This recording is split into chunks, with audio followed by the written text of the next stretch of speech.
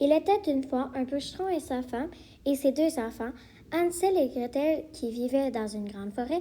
L'homme aimait ses enfants plus que tout, mais leur belle-mère les détestait. Elle était jalouse d'eux et n'avait qu'un désir que s'en débarrasser. Le bûcheron était pauvre, il avait du mal à se nourrir sa famille. Un jour, sa femme se fâcha. Elle tenta de convaincre son mari qu'il devait s'en débarrasser. Et s'il voulait se sortir de la misère, elle lui proposa un plan pour les abandonner dans la forêt. Sur l'insistance de sa femme, le bûcheron accepta son offre. De leur chambre, les 2 petits avaient tout entendu la conversation de leurs parents. Gretel était terrorisée et se blottit contre son frère. Qu'allons-nous faire? Ne t'en fais pas, Gretel. Je trouverai un moyen de nous en tirer. Ce soir-là, Hansel pensa à un plan. Lorsque ses parents se furent endormis, elle sortit sans faire de bruit. Elle ramassa des petits cailloux blancs et en mit autant qu'elle put dans ses poches. Puis, elle rentra et alla se coucher. Au lever du jour, la belle-mère alla réveiller Hansel et Gretel. Allez, debout! Aujourd'hui, vous aiderez votre père à couper du bois dans la forêt. Et elle les poussa dehors et ferma la porte à double tour. Les enfants suivirent leur père dans la forêt. Au cours de route, Hansel prenant des petits cailloux dans sa poche. Elle les jeta sur le sol. De cette façon, il verra venir s'égarer et pourrait suivre la traînée de cailloux pour rentrer à la maison. Après avoir marché pendant de longs moments, leur père s'arrêta devant une calière. Enfin, ramassez le plus de pâtisses que vous pouvez pendant que moi, je vais aller couper le bois. Je reviens dans quelques minutes vous rechercher.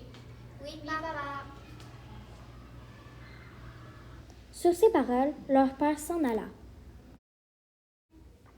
Hansel et Gretel firent ce qu'on leur avait demandé. Ils ramassèrent les brindilles au sommet de la petite colline, puis ils s'installèrent en attendant leur père. Au coucher du soleil, ils comprirent que leur père n'allait pas revenir. Nous sommes perdus. Pas tout à fait. J'ai jeté des cailloux sur le sol pendant qu'on marchait. Nous pouvons les suivre. Ça nous mènera jusqu'à la maison.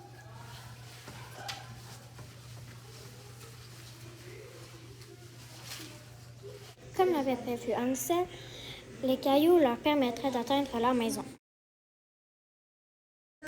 Lorsque leur belle-mère vit les enfants, elle se mit en colère et les envoya au lit, sans même avoir mangé, mais s'ils avaient très faim. Et Hansel et Gretel obéirent à leur belle-mère sans rouspéter. Ils étaient simplement heureux de pouvoir dormir dans un lit chaud. Le lendemain matin, leur belle-mère se réveilla. Elle leur ordonna à nouveau d'accompagner leur père dans la forêt. Cette fois, cependant, elle leur donna un morceau de pain.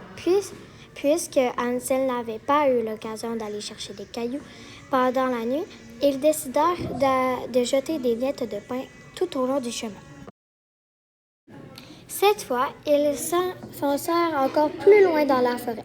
Leur père leur demanda de ramasser des pierres et leur promit de revenir les chercher, tandis qu'ils attendèrent, ils fermèrent les paupières et tombèrent endormis.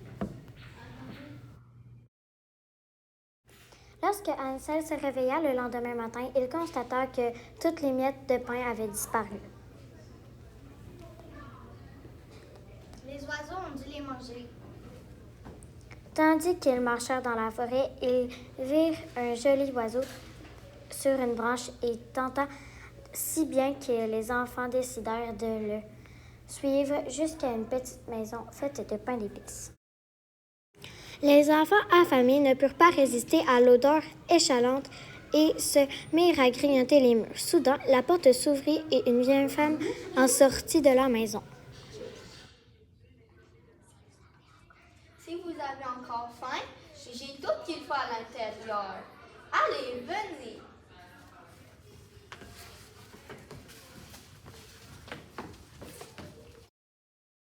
Lorsqu'ils entrèrent,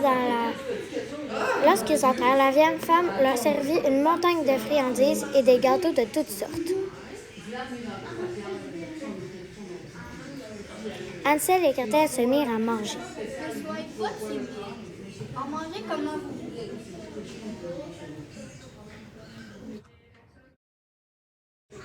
Mais ils ne savaient pas que la vieille femme était en réalité une méchante sorcière, mangeuse d'enfants.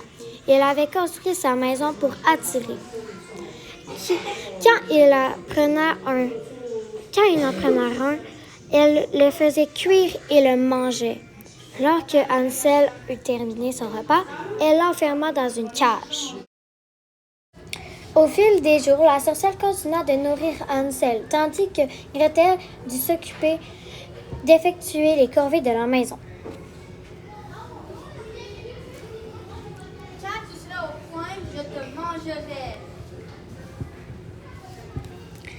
De temps à autre, elle demanda à Hansel de tendre son doigt afin de voir s'il était assez grand. Bientôt, Gretel découvrira que la sorcière était pratiquement aveugle.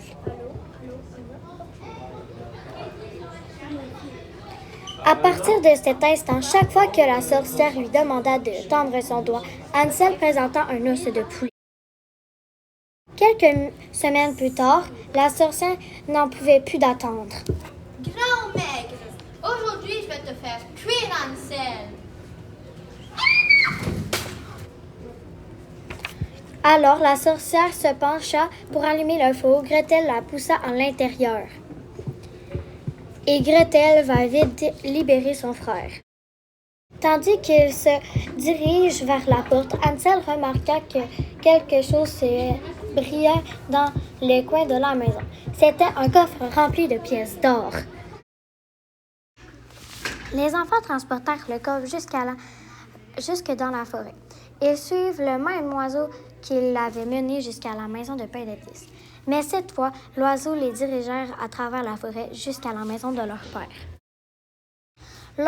Lorsqu'ils entrèrent dans la maison, ils découvrirent que leur père seul, l'homme qui avait réalisé à quel point sa femme était méchante, et l'avait chassé de la maison. Leur père les prit tous les deux dans ses bras, et il s'en avait tellement ennuyé. Leur père sauta de joie. C'en était fini des soucis. Ils vécurent heureux tous ensemble. Nous avons une surprise pour toi.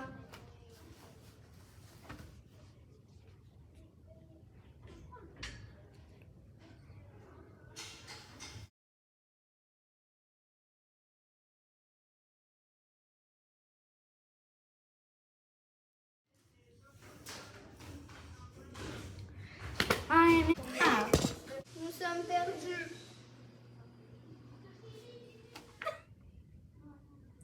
Grand maigre, je vais te faire cuire aujourd'hui, Hansel.